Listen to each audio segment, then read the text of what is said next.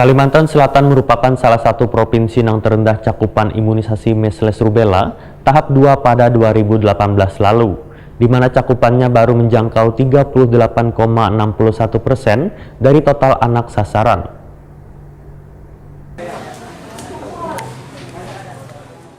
Kalimantan Selatan merupakan salah satu provinsi yang terendah cakupan imunisasi measles rubella tahap 2 pada 2018 lalu, di mana cakupannya baru menjangkau 38,61% dari total anak sasaran. Ketika pemerintah telah memutuskan untuk memperpanjang pelaksanaan imunisasi MR atau campak rubella hingga 31 Oktober 2018, maka pemerintah Provinsi Kalimantan Selatan optimis bisa mencapai target yang ditetapkan. Kepala Dinas Kesehatan Kalimantan Selatan Muhammad Muslim Mohetakoni Prima TV tengah hari Selasa 5 Maret 2019 kada menampik bila polemik tersebut menjadi salah satu faktor lantaran cakupan pemberian vaksin MR di Banua masih lamban wan merangkak. Namun lambat laun target yang telah ditentukan oleh pemerintah mulai tercapai, yaitu 67% atau 1.120.522 anak yang sudah tervaksin. Di Kalimantan Selatan cakupan yang terendah vaksin MR ini, ujar Muhammad Muslim, terdapat di Kabupaten Banjar karena hanya mencapai 23,09%. Diakibatkan oleh kultur agama di daerah itu sangat kental, apalagi ketika berurusan dengan halal wan haram. Sementara Kabupaten Tabalong menjadi daerah tertinggi cakupan pemberian vaksin MR, yaitu mencapai 53,2%.